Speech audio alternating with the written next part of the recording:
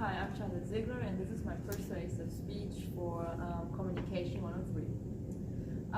Nowadays, many people suffer on cancer or heart diseases or stomach illness, and therefore doctors need a lot of blood. People like me and you can help doctors and the patients to give their blood. Today, in my persuasive speech, I'm going to talk and give you useful information why you should donate your own blood.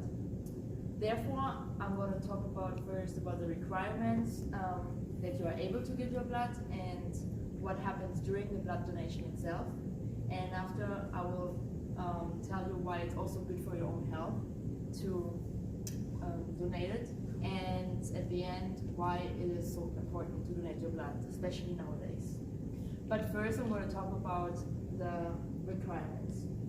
So first of all, the protection of the donor, that's the person who is giving the blood, and the receiver, who is getting the blood, are most important. So therefore, for example, if we in Germany, we have a lot of restrictions. For example, the weight and the age are really important. So you should be at least 18, and you should have a weight of over 50 kilograms. Another thing is, if you're, for example, coming just out of vacation, and you were in Africa, in like places where malaria is like active, like the virus is active, you should like wait a certain amount of time before you're donating your blood. Also, if you're taking certain medications, you need the permission of your doctor.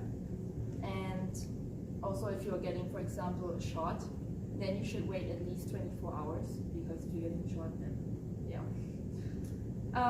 But actually what happens during a blood donation, before you donate, you shouldn't drink a lot, for example, like more than 2 liters. Also, you shouldn't do sports.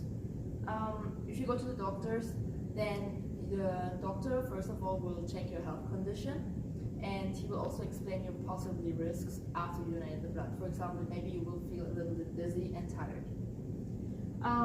Also, you will have a small, like, kind of checkup about your temperature, the body temperature, the blood pressure, and the heartbeat.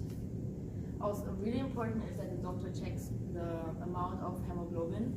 The amount of hemoglobin is important, because if it's too low, you're not allowed to donate your blood. The donation itself only takes like 10 minutes, and you will usually donate like around 500 milliliters of your own blood.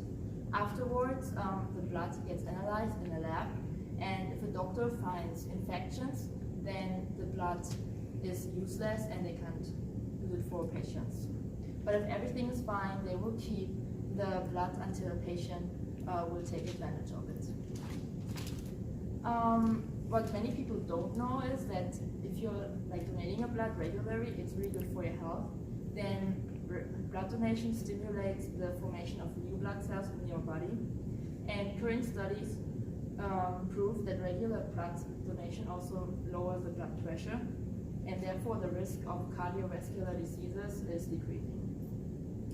Also, we have way less cholesterol, which is good for our blood vessels, and scientists think that because of the loss of blood cells, the body produces fresh and red new blood cells, which are more elastic, and therefore it is easier for them to go through the body with less pressure. Healthy people are able to donate their blood 4 to 6 times per year, because the body can compensate the loss of blood in a few days. Why is it so important to donate your blood nowadays? Blood is really important for surgery and illnesses, but unfortunately many hospitals have a lack of blood supplies. For example, especially in the summer, when many donors are going on vacation and people have accidents and they really need the blood urgent, then there is no blood. Another reason to donate blood is that there exists less amount of donors. For example, in Germany, we only have 3% of all people, of all Germans, are donating their blood regularly, but 4.5 million blood is necessary. 4.5 million bottles of blood. Also, for example, the demographic change in Germany is one reason why you should donate, because we can have more and more old people, and so we need more blood for them, but meanwhile the willingness of young people to donate their blood is going down. Also, if you imagine you are in their situation, if you have an accident or you have you have cancer, you get cancer or something, and you need the blood, you are happy if someone was there and donated their blood. So I think it's just also a matter of 60 minutes. Just go to the doctor, give your blood, and you also will feel good because you know you saved life. And yeah, so I hope I will give you the reasons to donate your blood. And yeah, thank you for listening.